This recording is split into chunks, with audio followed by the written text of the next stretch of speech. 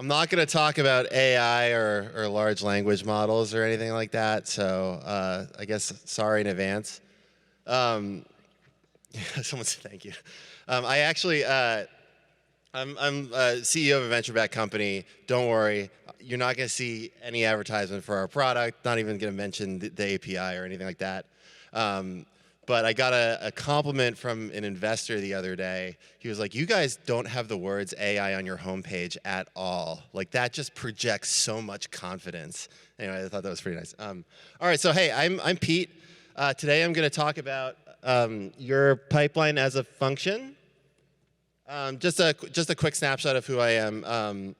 I started my career at Facebook, worked on React.js, which is a very popular front-end library.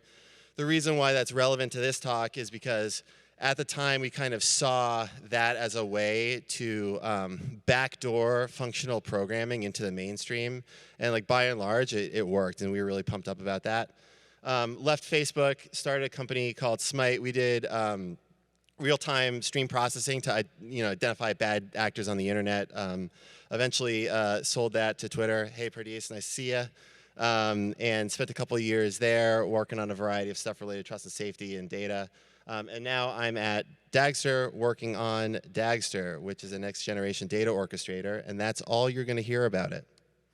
So what are we going to talk about today? In my opinion, there is a deep correspondence between functional programs and data pipelines. And I think that this is not necessarily obvious at first glance. We'll get into why that is in a second. And I think if you adopt functional programming concepts, you can dramatically simplify how we build and operate data pipelines.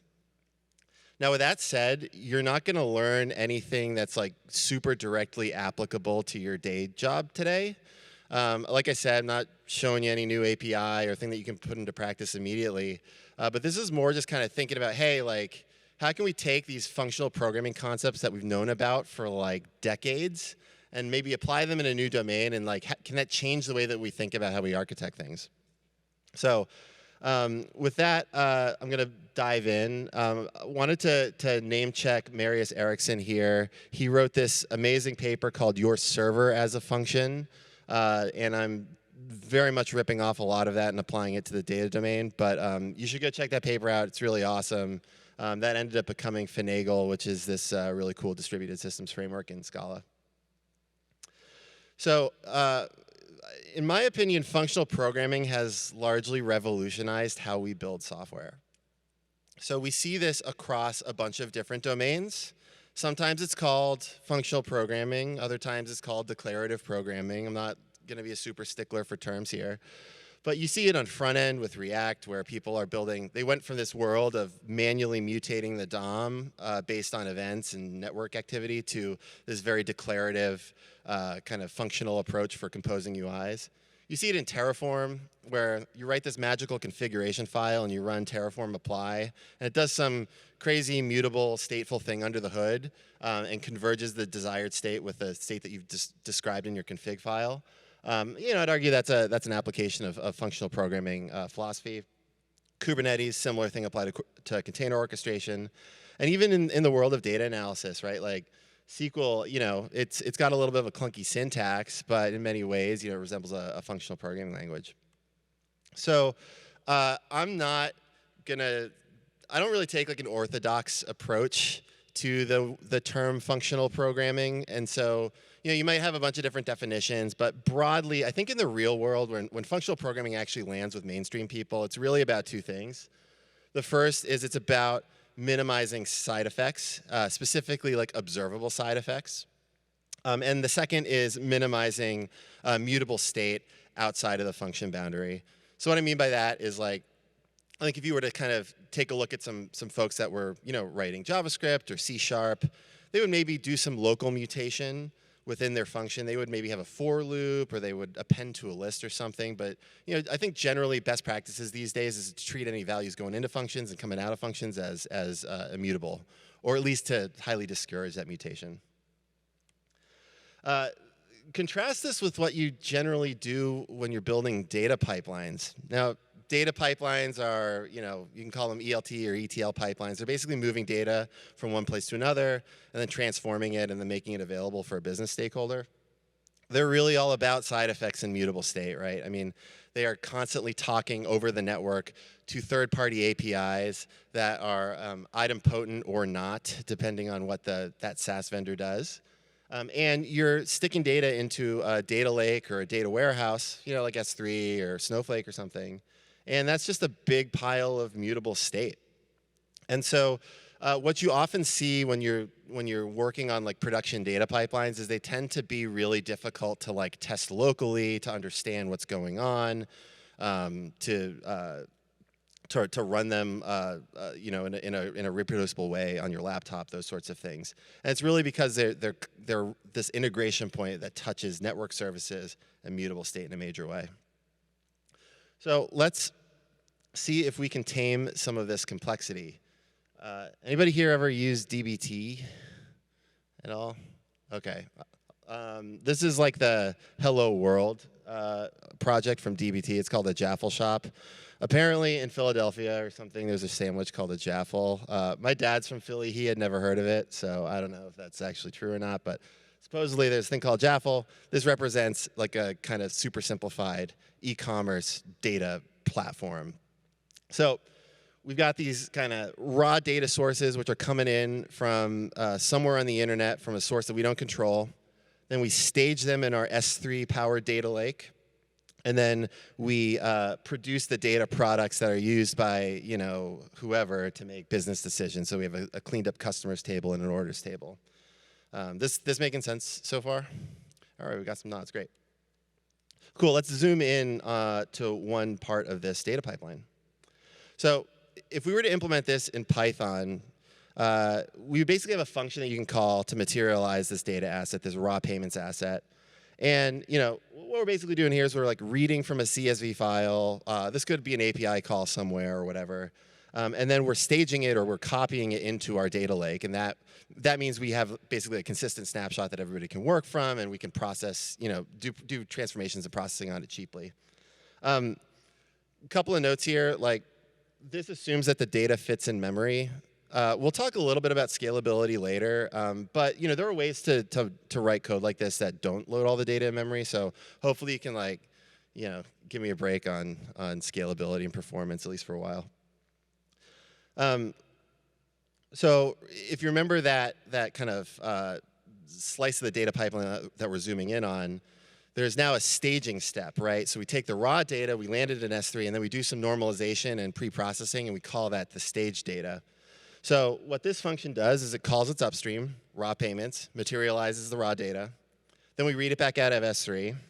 And then we're using DuckDB here, which is really sweet, and everybody's heard of it. But if you haven't, you should check it out. But this could be any sort of data transformation. This could be in Python. This could be like in a data warehouse, whatever. And then we run some data cleanup on that data frame, and then we store it back in S3 as a CSV file, as staging payments.csv. And then finally, at the end data product that we want to produce for our customer is the orders table. And so that depends on the upstream staging orders and staging payments data, which we call up there to materialize them. We read them back out from S3, and then we write the derived data back to S3, which joins the orders and payments data together and does some pre-processing. By the way, this code is actually on GitHub, and I'll have a link to it at the end if you want to check it out. But this is not rocket science. This is also not using necessarily cutting edge open source libraries and frameworks that you would see in production. But I want you to think about conceptually what's going on. If you're using Airflow or something, conceptually oftentimes this is what's happening, whether that is being orchestrated by some sort of advanced scheduler running in Kubernetes or whatever. So there's a lot of issues with what I just popped up there. The first is verbosity. So not only is it just a lot of code, but it's a lot of code you have to keep in sync. So there is magical S3 URLs that are copy pasted throughout the code base, and the previous step depends on the next, or the next step depends on the previous step, and they have to agree on the S3 URL. Testing is really hard. It depends on a production S3. and you have to go back and forth to that, which is going to be slow, it's going to be unreliable, and if multiple people are running tests at the same time, they could potentially overwrite each other's data, which would be a huge bummer. The third is efficiency. So if multiple downstream data assets depend on the same upstream, with the way that we've currently architected it, we're going to rematerialize that upstream data over and over again. That can be really expensive. And cost management, by the way, is like a thing that in 2023 especially, like everybody cares a lot about. Failure recovery, if part of our pipeline fails, we have to rerun the whole thing. Again, that can be expensive. That can result in data delays. Incremental refreshes, same thing. And then finally, latency. The way that this is architected, everything runs serially, and that can be really slow. So when I was kind of doing some research for this talk, I came across this awesome blog post by the author of the Mill build tool. And he drew this really cool comparison between build tools and pure functional programs as well. And build tools share a lot of things in common with data pipelines, right? They are fundamentally taking in artifacts on one side, combining them together with some transformations, and they're spitting out artifacts on the other side. And they have this reputation for being really, really stateful and having tons of side effects and having implicit dependencies on the environment that make them really hard to containerize and kind of wrap up in a repeatable way. And so, this is another great blog post you should check out. But just like build tools have a DAG of dependencies, like the libraries going into their output binaries, data pipelines have a DAG as well. And let's zoom into this subset of the DAG where we have, 2 dependencies and 1 output here. So if we were to kind of model this as a make file, we would basically have our target be orders, and then the dependencies would be staging orders and staging payments. Similarly, functions take arguments and return values.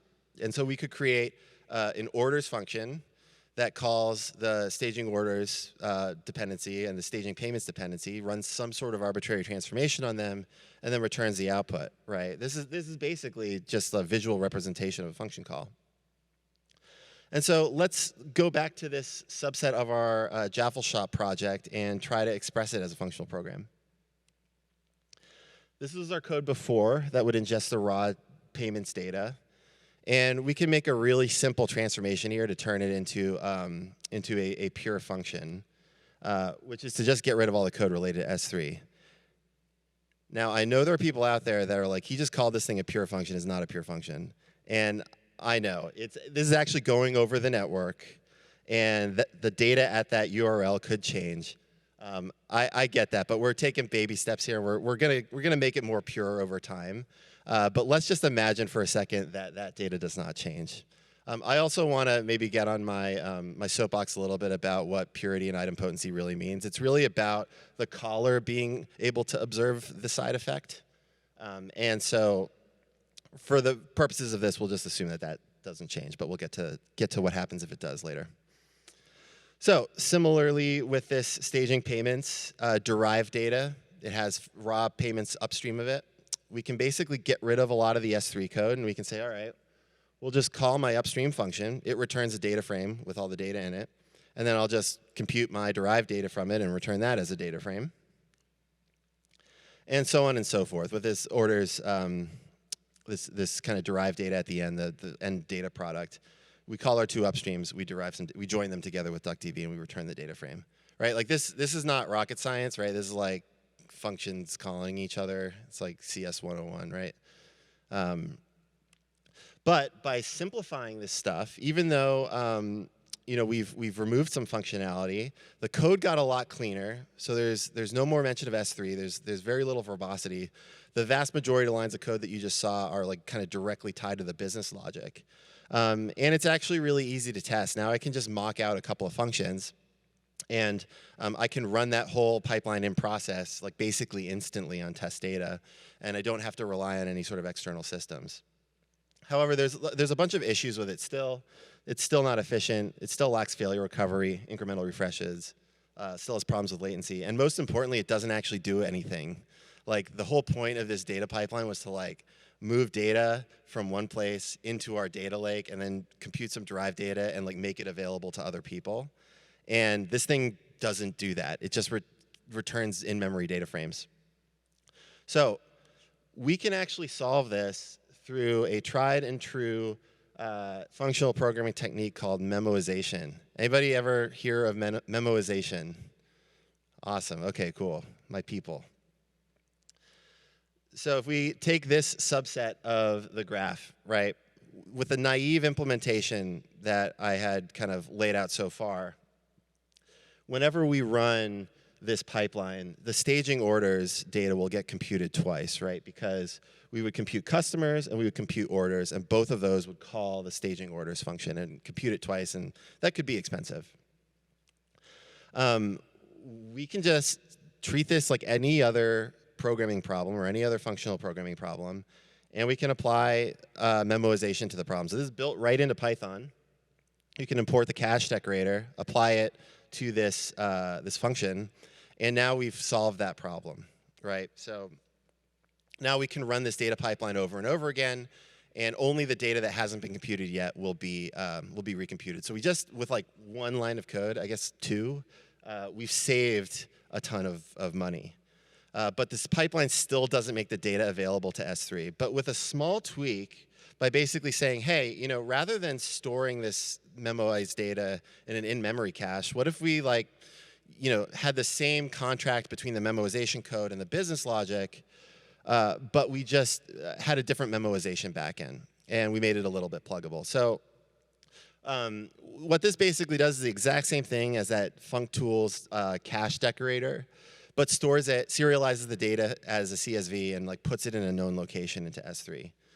And so your code ends up becoming, you basically don't have to change that like beautiful, very expressive, focused business logic.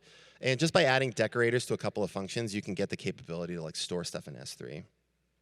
And so, again, adding a decorator to a function is not like mind-blowing CS stuff, but when you think about like building a data pipeline up from the ground and like what the best practices are in industry today, where like I/O is like interleaved in like all of your data processing code, we've got all the benefits of kind of like the low verbosity, the testability of kind of like a purely functional approach.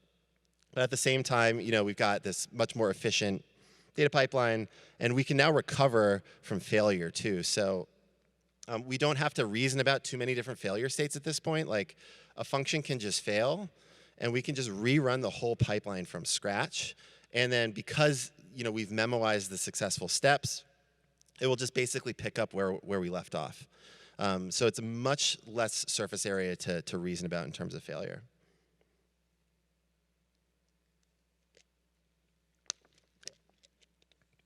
We've introduced a cache. Caches create arguably more problems than they solve in many applications. I don't know if anybody's ever had to deal with this, but it's like, I don't know. They can be frustrating bugs when you like think you fixed the thing, it doesn't get fixed, then you realize that there's caching secretly in there that ruined your day. So anyway, we've introduced a cache. And worse than that, we've introduced like a globally stateful cache that stores this data into S3. And it presents a problem when the data changes over time, right? We're now, if the data changes in any of our upstreams, now we have to reason about invalidating this cache. And that really sucks. It's really hard, but it's unfortunately a thing that we have to deal with. Oftentimes when we are building data pipelines, we are running them every hour because the business stakeholder like wants their dashboard to be up to date and figure out what's going on in their business. So there's this problem of modeling like mutable data or data changing over time with pure functions. Like how can we get the benefits of this purely or mostly pure functional approach with mutable data? And the answer is time partitioning. Anybody familiar with like what time partitioning is? All right, less people. That's cool. So I'm going to show you how it works. Again, continuing with the theme here, there's not a lot of rocket science here. It's like taking this thing, which reads the source data from the external source and then returns it as a data frame. And then the memoization layer copies that into our data warehouse. We're going to make a really small refactor here. And we're going to add like a parameter that is a date. And we've now solved the problem of data changing over time. I think it's really cool how these concepts build on each other. So if you're not familiar with how date partitioning works in data engineering, oftentimes, you'll have this giant source table, and as you ingest new data, it's much more efficient to have daily slices of that table or hourly slices of that table. And it's a great way to also take advantage of functional programming techniques and being able to handle data processing or processing mutable data over time. So like, what this basically assumes is that, at the end of an hour, we're going to treat that data as immutable. So every hour, we're creating new data rather than updating the existing source of truth. And we can just pass this parameter along throughout our whole data pipeline and reuse all the existing infrastructure and take advantage of data that is changing over time. So, again, we can update our derived data, the staging payments. We pass in a date string into this function. It passes the date string to its upstreams. So on and so forth. And this is our final data product, which is what the business uses. And so what is cool about, what's cool about this is we actually don't need like a scheduler either. We can just call the functions over and over again. You wouldn't actually necessarily do this in a real application, but like conceptually what you can do is you can just rerun my data pipeline all the time. And because the data pipeline itself is idempotent, we don't need to reason about any sort of like cron scheduler or anything like that. We just rely on the memoization, and we rely on the date or time partitioning scheme to provide make sure that our data is up to date at the right time. So I think this is really cool. And it solves a lot of problems. So again, we've solved the verbosity problem, the testability problem, the efficiency problem, the failure recovery problem, and the incremental refreshes problem. This also gives us the ability to do time travel too. Like if all of your functions understand what the date string means, you can say, hey, actually, you know what? I'm going to delete all the data in S3 for this particular date range, and then I'm just going to rerun the data pipeline, and it can recompute all of that for you without you having to think about writing a custom backfill script. Like it actually can be pretty straightforward to build time travel or otherwise backfills using this technique. However, there's one more problem, which is that this thing is really slow.